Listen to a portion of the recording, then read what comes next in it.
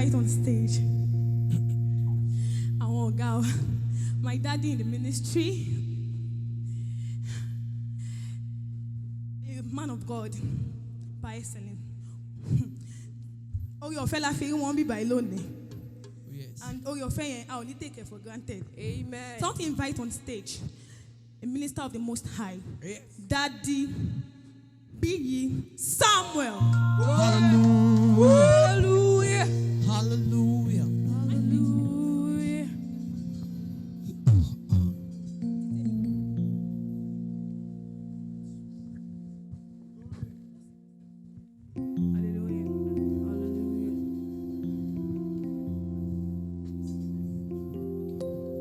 Aláìgbàgbọ́ wọn yóò kùnà, wọn kọ́ṣẹ́ Olúwa,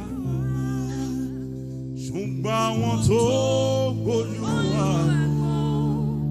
wọn kì yóò ṣòfò láyé.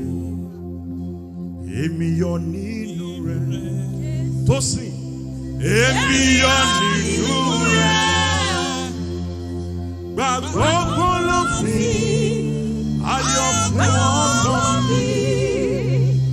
Torí èmi yọ̀ nínú rẹ̀.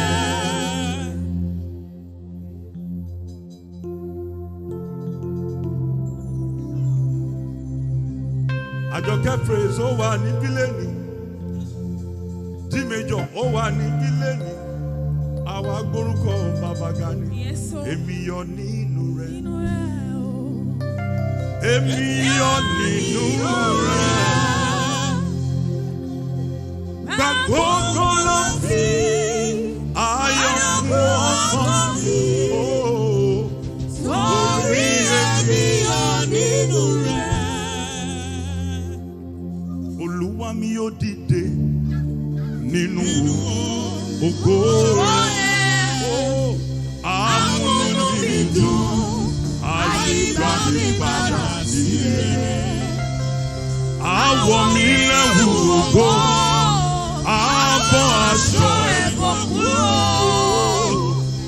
Olúwa mi yóò dìde nítorí tèmi.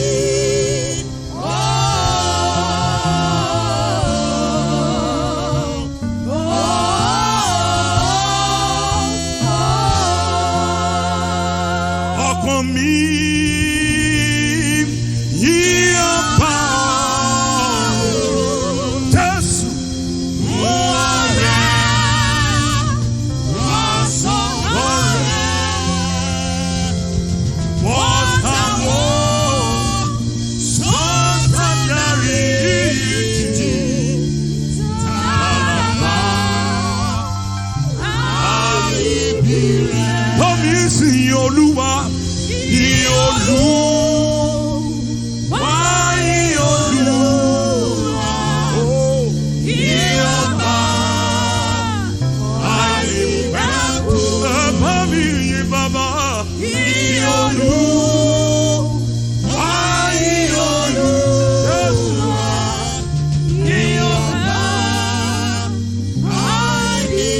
àìnípẹ̀kun. Iná tó borí ipá o, agbára tó borí agbára. Ọlọ́run Ísírẹ́lì tí mo mọ̀, àkọ́bí nínú àwọn òkú, ìjìnlẹ̀ lẹ́yìn gbogbo ètò, balógun nílé balógun lóko, bàbá tí ó sì nílé tó tún délé, ó tún wà láàjò, agbára ní ipá, agbára ọ̀rọ̀, àṣẹ. Ẹ bá mi kí bàbá mi, onílé káyàkáyó bá mú ojú ẹ̀mí, ipá, agbára àti àṣẹ àwọn wòlíì. Ẹ bá mi kí bàbá mi. Gbogbo dílé Jésè àyàn ó ṣeun. Ọba tí kì í gbàgbé tẹ́lẹ̀, ọlọ́wọ́ àfúnni máa ṣílẹ̀ fún ọba tí kì í gbàgbé tẹ́lẹ̀, ọlọ́wọ́ àfúnni máa ṣílẹ̀ fún ẹ̀kọrin. Ó tóbi o, bàbá ó máa tóbi o.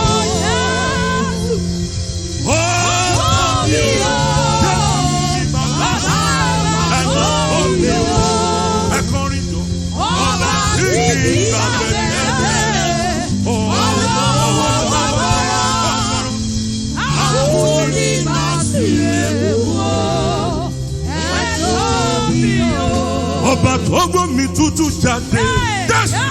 Àsìnú àgbàtà. Òun ló rọ mánà látòkè ọ̀run wá. Ẹ̀mí ìmú Olúwa. Nítorí tí ó ṣe, nítorí àánú rẹ̀ dúró títí láé. Ó ṣèlérí òun máa jámúṣẹ. Jésù Kristi lànà, Jésù títí ayé. Ẹ̀mí ìmú Olúwa. Nítorí tí ó ṣe, nítorí àánú rẹ̀ dúró títí láé. Arẹwà tó ju arẹwà lọ. Ọlọ́lá tó ju ọlọ́lá lọ. Ní Jésù bàbá mi àgbà. Ṣọ́wọ́lá mi ọpẹ́ àti ìyẹ́. Àfúyẹ́ kẹ̀kẹ́ tí kò ṣe é gbé. Jigbini jigbini bí àtẹ̀yìnlẹ̀kẹ̀. Kábíyèsí owó ṣiṣẹ́ rẹ̀. Ọba tó kújú gbogbo ọba lọ. Tómi sì sọ wípé mo ṣe bàrẹ̀ o, mo ṣe bàrẹ̀. Mo forí balẹ̀, mo káwọ́ sókè. Mo ṣe bàrẹ̀ o, mo ṣe bàrẹ̀. Jésù ìrẹ̀lẹ̀ ọkàn mi ló wá rí. Kábíyèsí o, mo ṣe bàrẹ̀ o. Ọba tó ju gbogbo ọba lọ. Ọlọ́run tó ní ẹ̀mí wá. Oṣù bàrẹ̀ máa rẹ̀ o.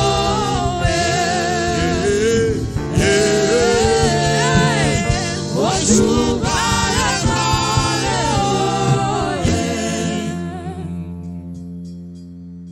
Your grace is all I have. Your mercy is all I see. Èmi ò dàbí o tí mo ti là kọjá. Say your grace is all I have. Oh, your mercy is all I see. Èmi ò dàbí o tí mo ti là kọjá. Tómi sìn, your grace is all I have. Ó ṣé bàbá mi, ó ṣé bàbá mi. Àtòfiṣẹ́ ògùn náà. Your mercy is all I see. Èmi ò dàbí ohun tí mo ti là kọjá. Lẹ́ẹ̀kan sí, èmi ò dàbí ohun tí mo ti là kọjá. Títóbi ṣàlọ́lúwa mi. Tòótọ́ rẹ̀. I've been around the world and I found no one like you, Jehovah. Tòótọ́ rẹ̀. Olúwa, ẹ̀yin lẹ ṣe yìí. Bàbá mi Jésù, ẹ̀yin lẹ ṣe yìí. Ẹ̀yin tẹ̀rí mi lẹ́ni tí kò lè nìyàn. Ẹ ṣé o, ẹ gbèjà mi. Tó sì alágbára ńlá ńlá ńlá wájú bá rẹ̀. Alágbára ńlá ńlá àwájú bá rẹ̀ Jésù. Alágbára ńlá àwájú bá rẹ̀. Àwájú bá bàbá mi. Alágbára ńlá. Hallelujah. Làwa yóò máa kọ. Hallelujah. Sí wọn Ọlọ́run wa. Orin hallelujah. Ìwọ bá wọn tọrùn kọ. Ọbẹ̀ ẹgbẹgbẹ̀rún. Sani àwọn ìràwọ̀ tí wọ́n kéde òwò rẹ̀. Kí ni ó máa ṣe mí? Kí ni ó ṣayé mi? Tí mo nílé máa túbà rẹ̀. Because we have a host of stars in the house. We have a host of stars in the house and there's no time. Yes. We have D major, we have a jockey praise, and I believe those things still going to come back. Yes, so. Shani àwọn ìràwọ̀ tó ń kéde ògo rẹ̀. Kí ni ó wá ṣe mí? Tẹ́mi ò ní lè máa júbà. Sáré sọ wípé ẹ̀yin áńgẹ́lì dídán dúdúrú. Ìgbòho ní júbà, àjúbà rẹ̀ ẹ̀wọ̀ ojú rẹ̀. Ìgbòho jọba báyé yìí lọ. Iṣẹ́ rẹ̀ yóò máa yìn. Iṣẹ́ rẹ̀ yóò máa yìn. Iṣẹ́ rẹ̀ yóò máa yìn. Iṣẹ́ rẹ̀ yóò máa yìn. Iṣẹ́ rẹ̀ yóò máa yìn. Àánú rẹ̀ yóò máa sọ̀rọ̀. Oore ọ̀fẹ́ rẹ̀ yóò máa fọ̀. Iṣẹ́ rẹ̀ yóò máa yìn. Àánú rẹ̀ yóò máa sọ̀rọ̀. Iṣẹ́ rẹ̀ yóò máa yìn bàbá. Ẹ bá mi kí kábíyèsí onílé ọ̀la. Ọ̀rọ̀ gbẹ́nu ọmọ ènìyàn fọ́ọ̀mù síyàwó. Ọlọ́lá kábíyèsí onílé ọ̀la. Alágbàlá ìmọ́lẹ̀ ni o. Iṣẹ́ rẹ̀ yóò máa yìn. Àánú rẹ̀ yóò máa sọ̀rọ̀. Iṣẹ́ rẹ̀ yóò máa yìn. Iṣẹ́ rẹ̀ yóò máa yìn. Ó yá fi ìbùkún fún Olúwa. Ẹ̀yin Olúwa orílẹ̀-èdè gbogbo. Ẹ̀yin Olúwa orílẹ̀-èdè gbogbo.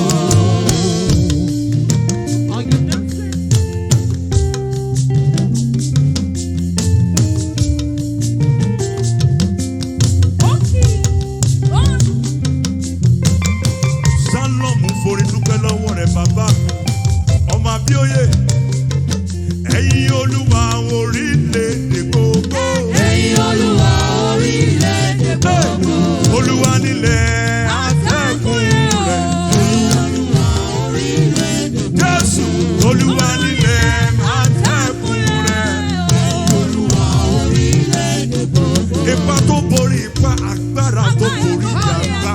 Káyé Olúwa orílẹ̀-èdè gbogbo. ìjìnlẹ̀ lẹ́yìn gbogbo ìtàn ẹ bá mi kí bàbá rẹ̀. Ẹ̀yin Olúwa orílẹ̀-èdè gbogbo. Àwa ṣáà nìran àwọn tí ṣàfẹ́rí rẹ̀. Ẹ̀yin Olúwa orílẹ̀-èdè gbogbo. Àwa ṣáà nìran àwọn tí ṣàfẹ́rí rẹ̀. Ẹ̀yin Olúwa orílẹ̀-èdè gbogbo.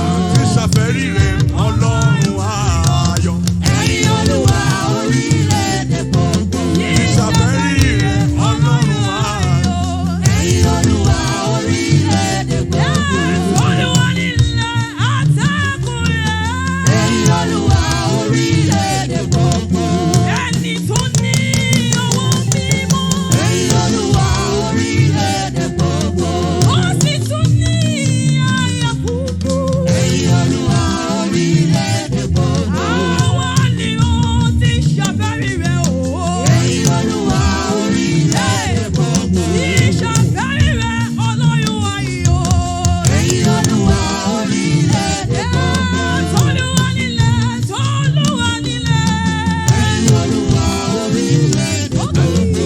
I will never be ungrateful to you, Jehovah. I will never be ungrateful to you, Lord. We will never be ungrateful to you, Jesus. I will never be ungrateful to you, Lord.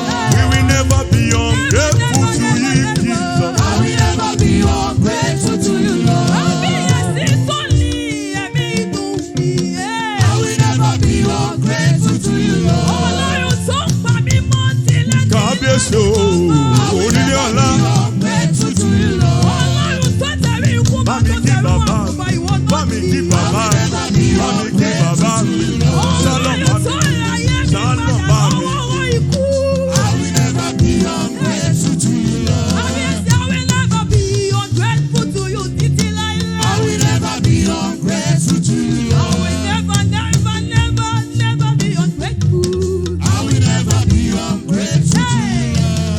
èmi ò ní yá láìmoore ọmọ.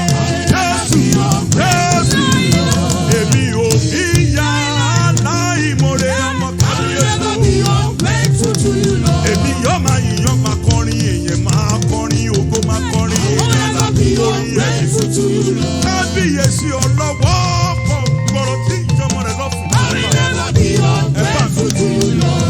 We will never be ungrateful to you, Jesus. Listen now. Ìgbàgbọ́ ṣáà ní ìrètí. Ìlérí tí kò ní pa. Ìlérí tó tètè jásàyọ̀. Ọlọ́run lè mí fẹ́. Ìgbàgbọ́ mi dìrọ̀ mọ́. Bàbá gbọ́ tèmi. Ó yẹ sọ ti yẹjọ. Ìgbàgbọ́ ìrètí. Ìlérí tí kò ní pa. Ìlérí tó tètè jásàyọ̀. Ọlọ́run lè mí fẹ́. Ìgbàgbọ́ mi dìrọ̀ mọ́. Bàbá gbọ́ tèmi. Nítorí àsìkò ṣálọ̀mù mo fẹ́ máa lọ. Dí méjọ wà lórí ìdúró. Àjọkẹ́ mi wà lórí ìdúró. Olúbíyì Samuel mi. Igi ti rúwé náà.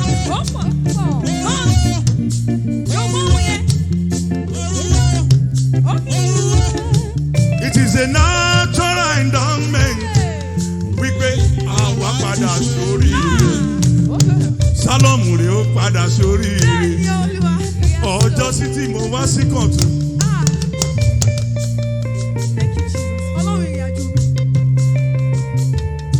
It is a natural endowment. Wípé àwa padà sórí ire. Orí mi báyìí, orí ọlá. Orí rẹ̀ Shalom, orí owó. Ó wá sọ ọmọ olókùn bẹ́ẹ̀ ni. Ó sọkún ìdílé ẹ̀ bẹ́ẹ̀ ni. Ó ń sọkún àìlówólọ́wọ́ ẹ̀ bẹ́ẹ̀ ni. A kò ní ṣiṣẹ́ mọ́ déédé. Kò sásìkò mọ́. And on the last note with you this evening, thank you for watching. Keep sharing. Continue to share. Continue to celebrate. Continue to support Shalom. Continue to support your very own. We say the Lord bless you. Amen. Thank you for hanging out with us this evening. Thank you for praising and worshiping God with us this evening. Thank you for joining us. The Lord bless you. You will increase. Expansion on every side. Expansion on every side. The Lord will expand your rising.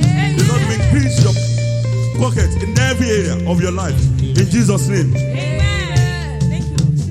Anyway, anyhow,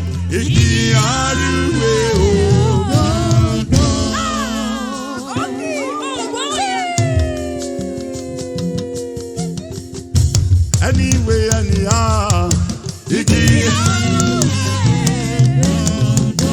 anyway, anyhow, as I leave you in the hands of Shalom, anyway, anyhow.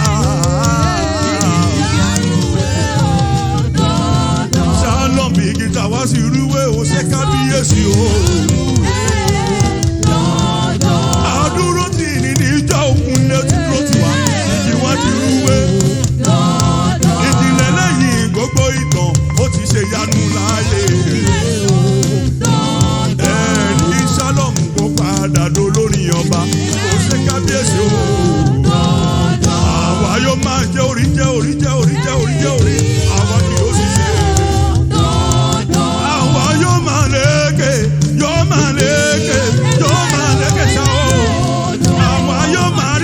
Yóò máa rówó náà, yóò máa rí ṣe tàbí ẹ̀sìn o. Àwa yóò máa rí bá ṣiṣẹ́ rọ̀nà gbégbá nílé ayé yìí. Anyway, anyhow. Anyway, anyhow. Thank you guys. Thank you guys. God bless you. Yeah, that was my time. That was my time. God bless. Thank you. God bless. Thank you. God bless. Thank you. God bless. Thank you. God bless.